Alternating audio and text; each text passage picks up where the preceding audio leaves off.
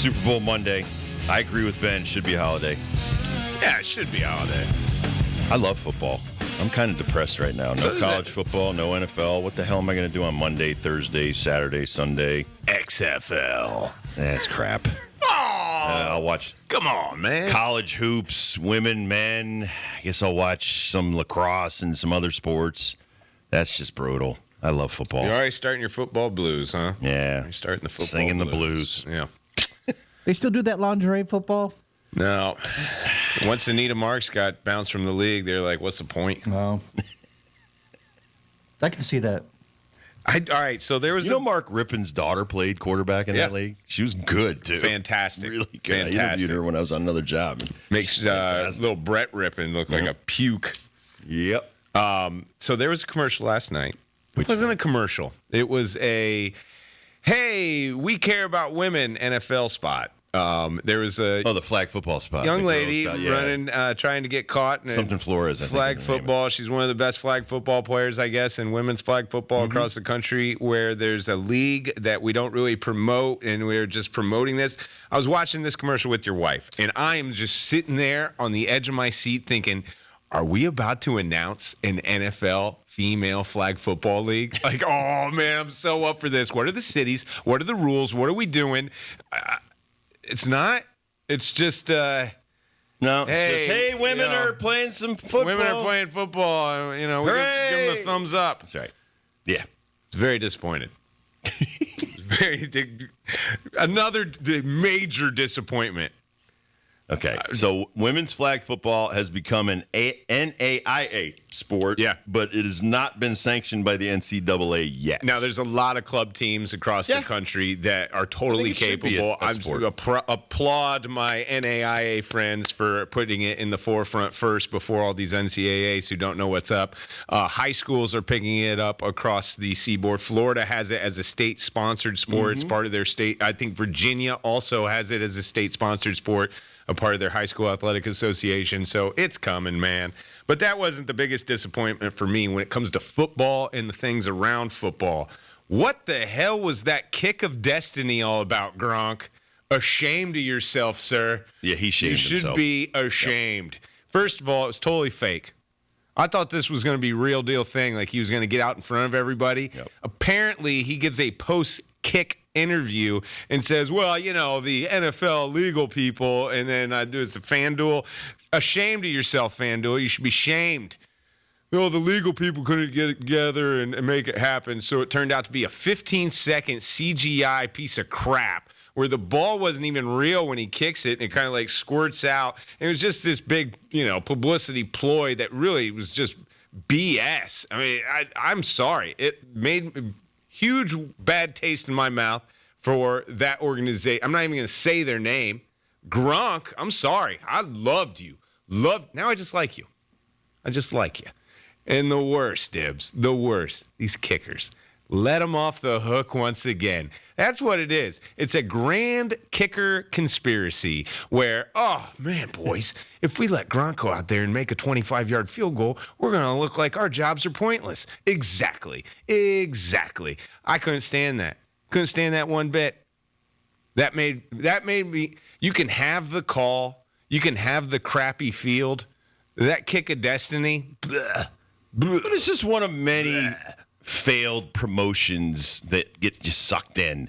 And you're thinking, oh, this is going to be great. Is he going to try a 50-yarder? 40-yarder? What? How far is this going to be? Your brother said this too last night, and I'm totally with him. I'm mad at myself for believing it. That's right. And you all should be. Yes, I know. Okay, the shame is on us that you allowed Gronk to suck you in. Jason Elam. Get out of here, Elam.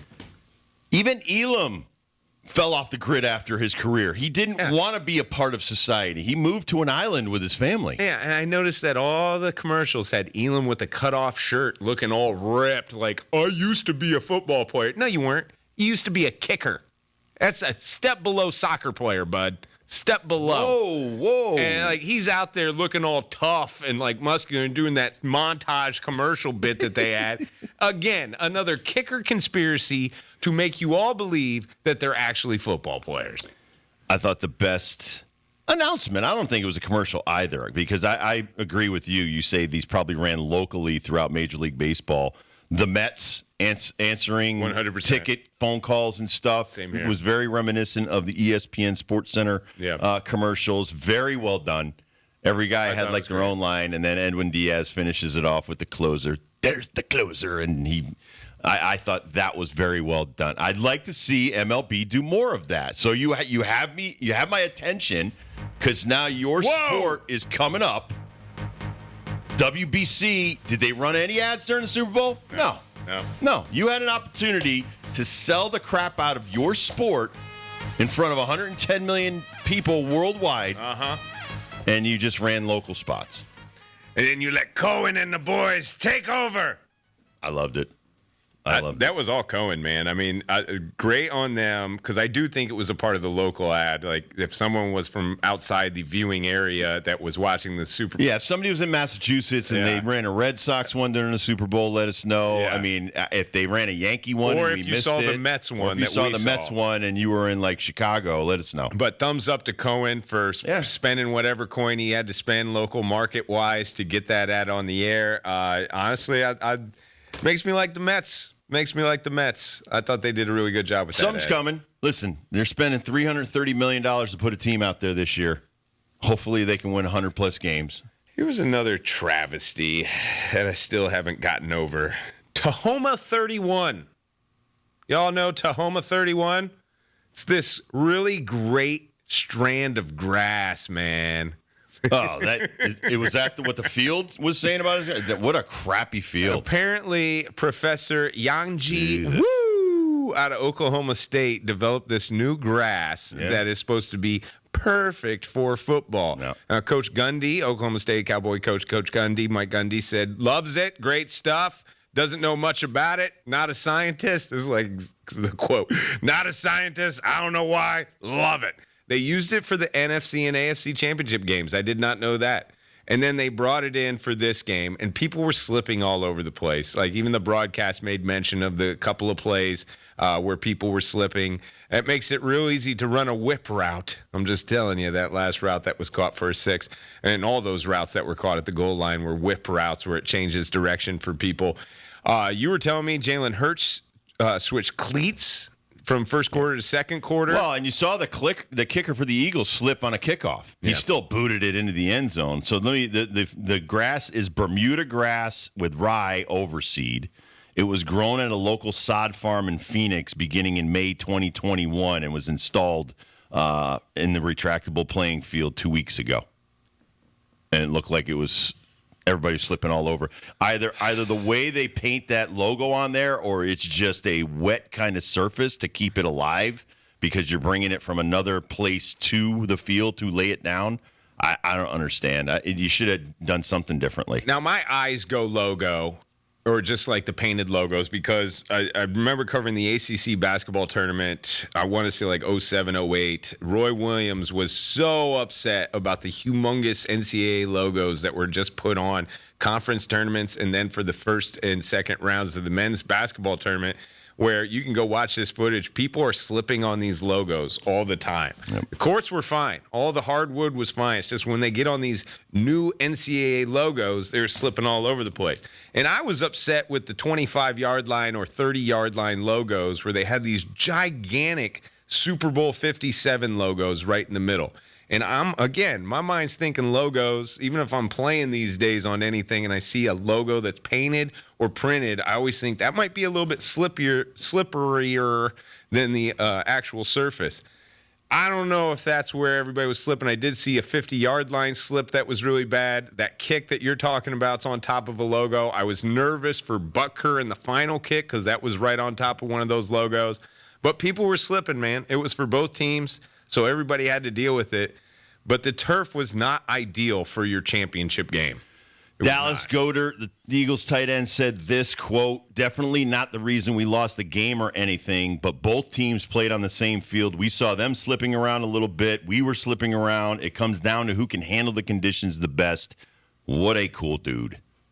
I mean, he didn't want to blame it on the field. Great game by him, by the way. They should have conditions that are ideal when you have 2 weeks to prepare for it.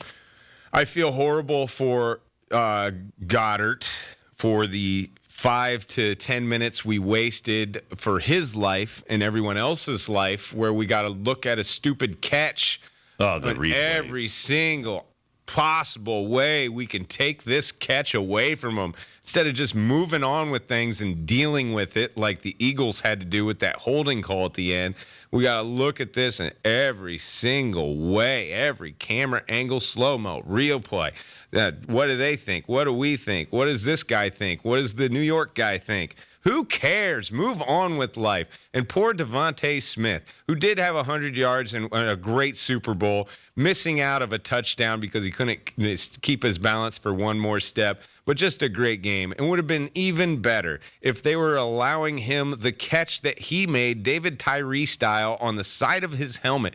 Just an absolute amazing catch. That if we would have caught it, or if we would have seen that play, ran another play, we would have been talking about how amazing it was. And only a loser, only a jerk would be like, well, you know, he was actually moving that ball just a little bit while his left foot was hitting the ground. Therefore, ecto facto, letter of the law, it was an incomplete pass. Get out of here with this stuff, man. Football is getting ruined by nerds and refs and kickers. Let the football players decide the football. Could have been scripted. A lot of people are wondering that. Chiefs had 3 penalties. Eagles had 6. That's twice as many if you do the math. But when you're thinking about Kansas City Chiefs and how they have gotten some calls in the last 3 games. The Bengals game was just a complete garbage at the end of that game. So, again, you're making these calls in the last 5 minutes of championship conference games, Super Bowls. To me, I agree with you. And it's not eating your whistle. There's holding and there's stuff going on. They're grown men. Let them decide it. Let them decide it. Let the best team win, not by some laundry on the field. Honestly, this is what I truly believe. I don't think that ball would have been catchable had he not been held. I agree. In your mind, aren't they supposed to pick up the flag and say, hey, listen, that was uncatchable? Uncatchable. So forget the hold. That ball wasn't catchable anyway.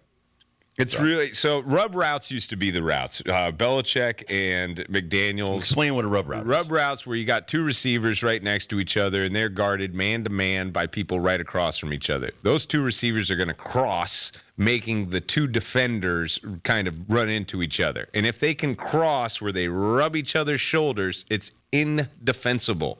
Now, where you can kind of stack guys and make switch calls, and the officials are looking for that, making it offensive pass interference, we got to invent something else. Now, the Patriots are really good at this route as well. They did it with Mike White a lot, Julian Edelman a lot. James White, excuse me. They've won some Super Bowls with this route, just like Kansas City. Yeah. The whip route. Now, the whip route is designed for you when you take away our slants, and A.J. Brown was running some hecka slants, hecka digs, and when you get that body, a big body, let's just say it's A.J. Brown, no defender is going to be able to reach around him, jump over him if he runs a slant route and you're on his backside. You're basically walled off from the ball. How you defend that? Don't let him have the inside. How you counter that as an offense? Instead of running that slant, now I'm going to put my pivot foot in the ground and go the opposite way, which is the whip route. So a defender, it's almost indefensible like rub routes are when they don't get called. A defender is all the way on the inside and leaning inside. And as soon as that whip motion happens, it's almost impossible to try to get out unless you get a little grab. And the little grab that Bradbury does is just like this natural reaction corners have when that whip route happens. But to call it after 58 minutes, I agree. Great football. I agree. It's just. But that's why they run it too, Dibs. Yep. I mean, not only do they run it because they know you're trying to take away the slant, they run it because they know it's a route that they could get a call on. And they've gotten that call in games prior to this one. Yes, they have. All right, we'll take a quick break. We'll come back to First Dibs question of the day next. It's the Rob Dibble Show with Ben Darnell. It is the Hangover Monday after the Super Bowl. We'll be right back.